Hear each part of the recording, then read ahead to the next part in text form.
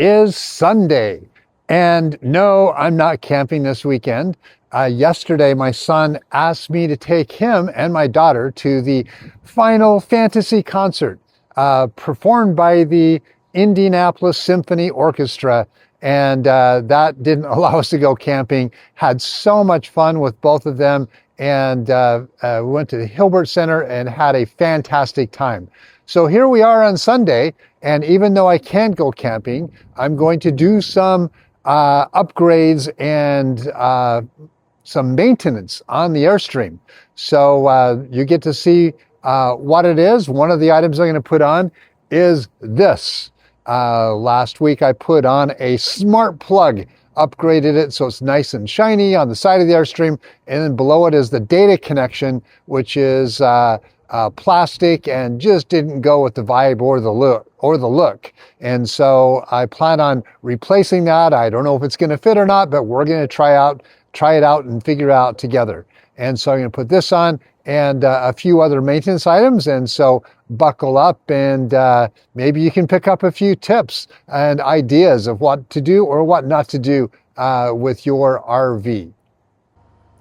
2 weeks ago, I gave an inside tour of the Airstream, and I had a comment asking, hey, show us the outside. So this isn't a full tour, but a little preview of what modifications I've made to the outside.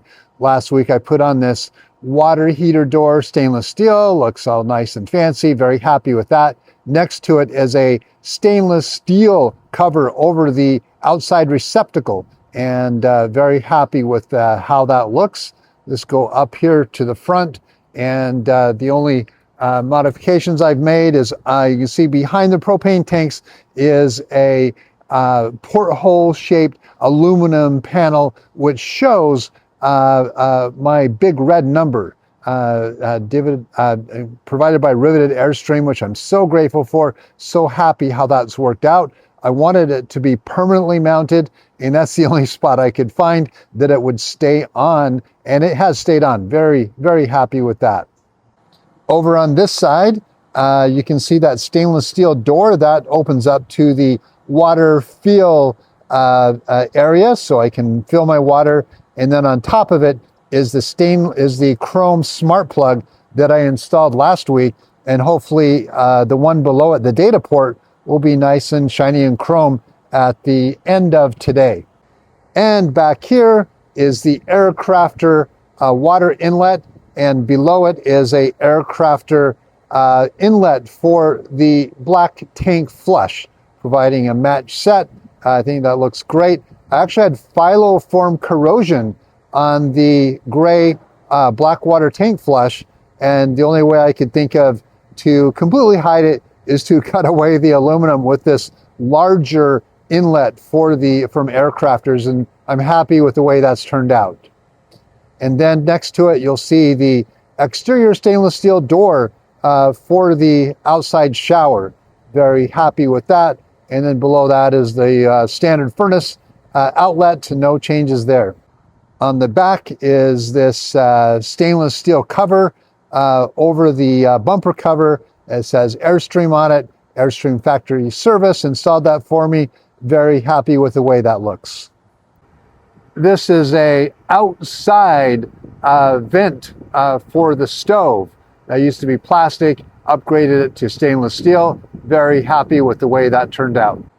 Above my roadside bedroom, our curbside bedroom window, is this Vista View window that Airstream factory service custom installed for me. Very happy with the way that looks. And on the roadside, there's also a new Vista View window, and that's a custom install by Airstream factory service. Very happy with the way that that turned out. Okie dokie. First step is to open the plastic data port. There are 4 screws that hold that in. Let's take those out.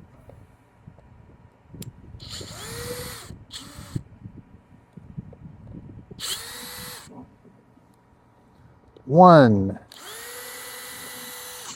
two,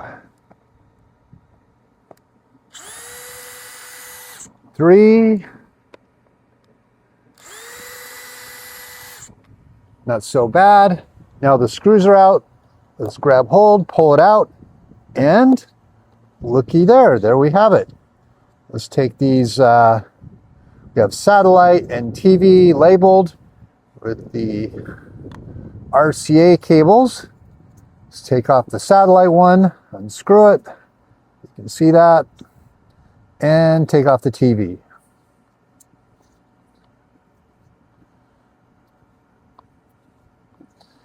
I'm just hoping that the screws will match perfectly. There's the old plastic one, and let's try the new chrome one, see if it works. Okay, I have the new SmartPlug, and as you can see when I open it up, it's made to be not a cable TV hookup, but a data port hookup. That's fine. They didn't have one that had cable TV. I've never planned to use satellite TV connection because I stream, and also I've never hooked up to campsite cable TV either. So I'm perfectly fine. I just wanted the aesthetics to perfectly match the one on top, which it does. Let's line it up, see if that fine Airstream engineering has matched the size of the hole. And what do you know? I believe it's a perfect match. Let's screw this in and see if it works.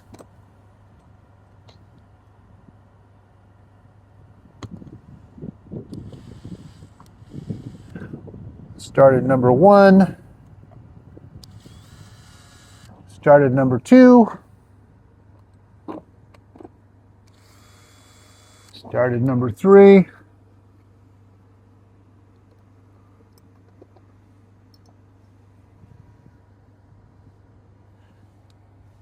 And lost my tip of my drill. Start at number 4. Well, this looks encouraging. Looks like this will go in just fine. Let's keep screwing it in. 1, 2, 3,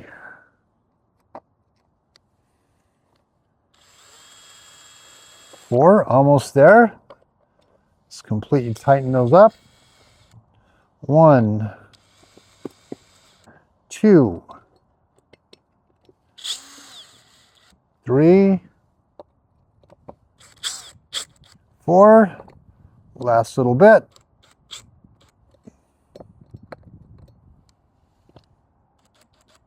2, 3, 4. Well, look at that. Perfect pair. Matches great. Just what I was hoping for. Now I have a pair of smart plugs instead of the oxidized plastic ones that first came on the Airstream. Very happy with that modification, and it matches the 2 water inlets on the back. So let's go see what else we can get into. Okay, this is the project that I am most nervous about. Up here on my protective stainless steel panels, you can see that there's some scratches up here near the top.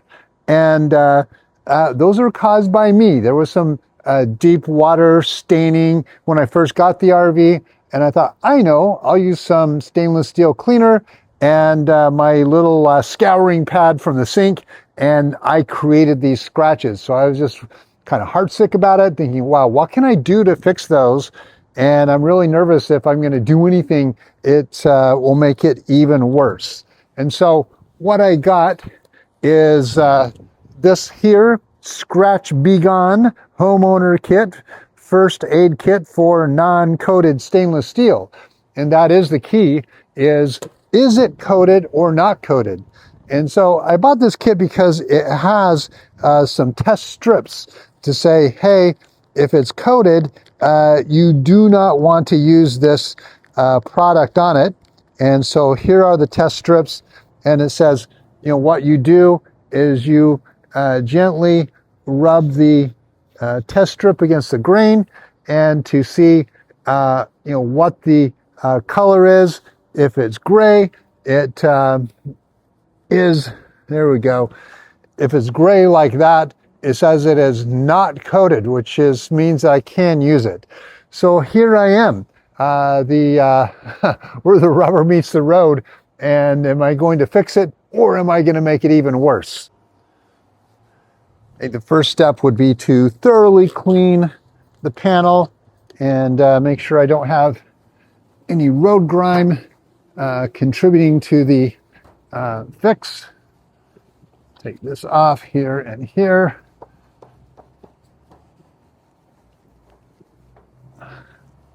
And I'm happy these panels exist because it is less expensive to replace the panel than it is the aluminum skin beneath it.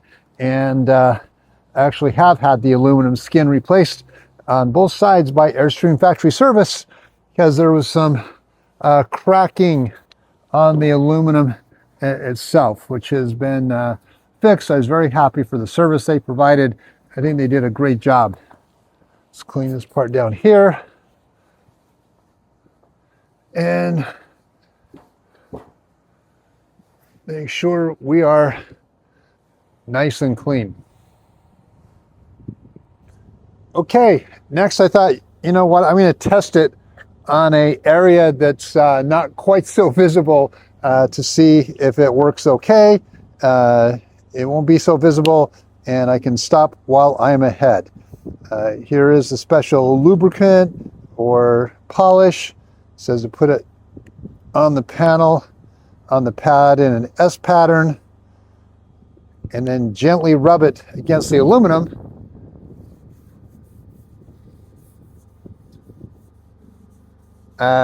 With the grain.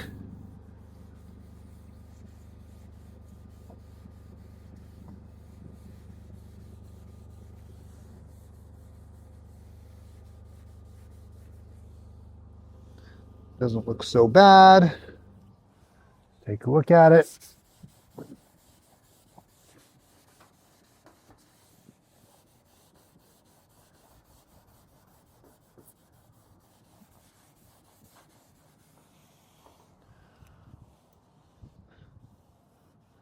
Well, very happy to see. Certainly don't seem to be making it worse. Let's try the paper towels and see how it turns out.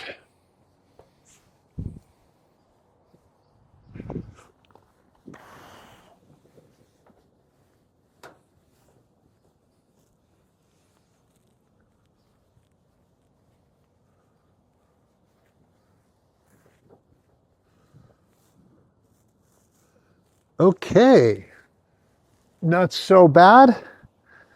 Now let's try it on the actual panel itself.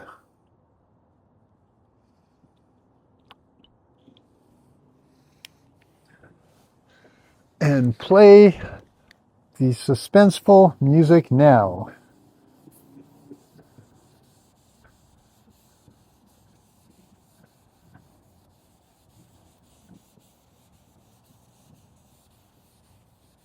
And this is the lightest grit. It says if there are scratches made by scruff pads, this is the one to use. And this is why I'm using this one. Keep going down the side.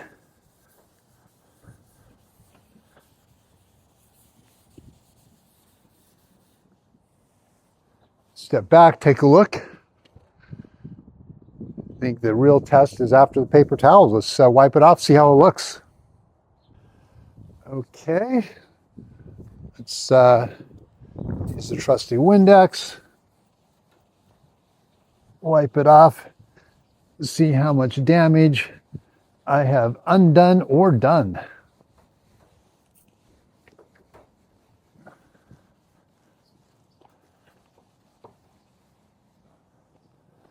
Taking a step back.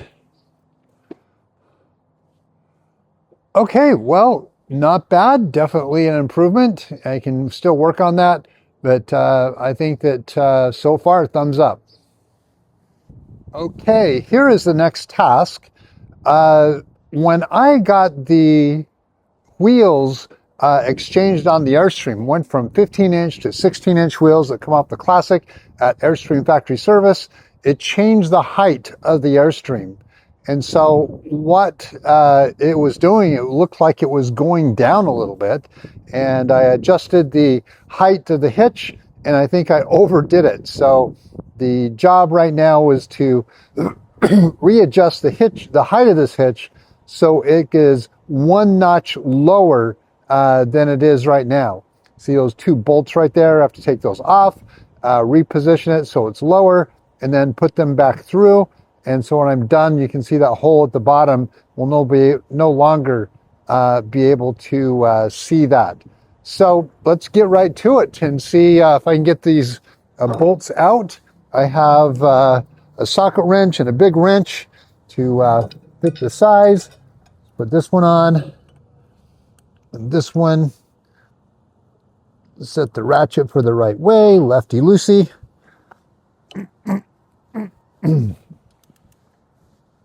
And there we go. That one's loose. Let's loosen the next one. Put the socket on. This is not as easy, so I use both hands. There we go.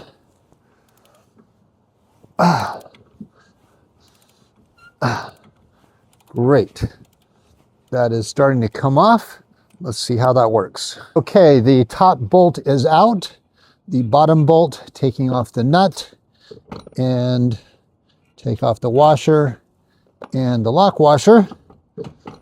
Let's see if we can convince this to come out. Yeah, that is really tight in there. Going to get creative. I want to use a hammer, but I don't want to mess up those threads. Oh, I don't have to hit it that hard, and it will come out. So let's put this up here. And remember, I want to go down just one notch. Okay, the bolt is out. Down, elevator. One notch down. Bolt number one in. See if we can get in bolt number two in there.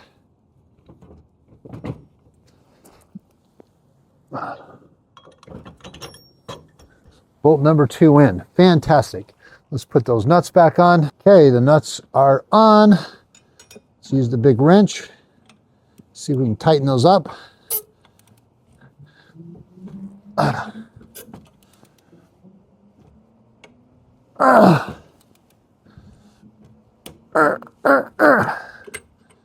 And one more for the top nut.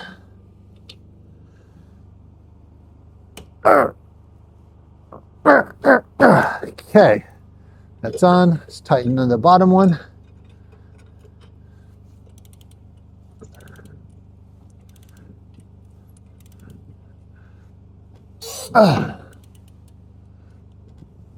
Two.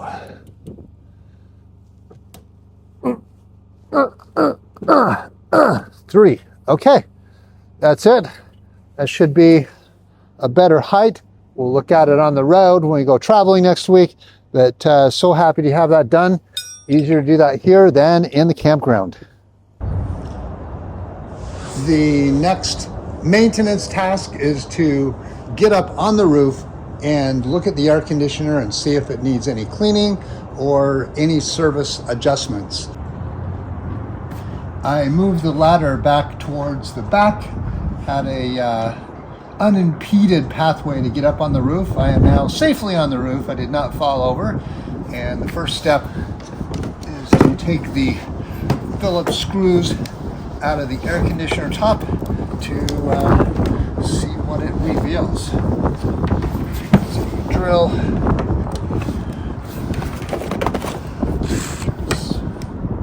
Set to unloose, which it is. 1,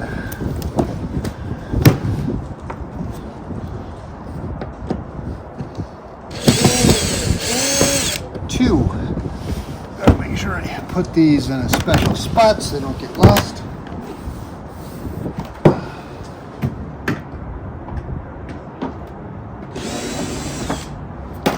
Three.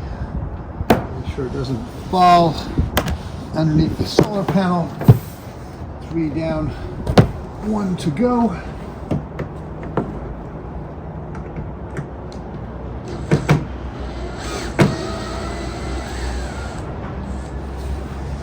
Almost got it. Take down the drill. Back it out by hand, which I can. And the boom opens. Who knows what we're going to find in here. It's the first time I've had this open with the new larger air conditioner. And looking at it, it looks pretty clean. Very happy by what I see. I'll let you look at it in just a moment. But so far, I don't think it needs any servicing whatsoever, and I'm glad I checked.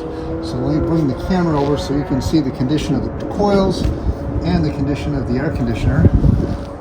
Let's pull this open and fly you over here to the side. And you can see those coils are not bent or damaged, and they are very, very clean. You can see the other side, and then let's go slowly back over on this side, and now you can see the soft starter that Airstream Factory Service installed for me. They replaced air conditioners, so I am pretty happy with this air conditioner, and I think it's working effectively and efficiently, and I think any service I provide will probably do more harm than good. There's one little spot right there. I'll connect that with the wire straightening, but pretty happy with the air conditioner, and glad I was able to check. All right, the maintenance items are all done.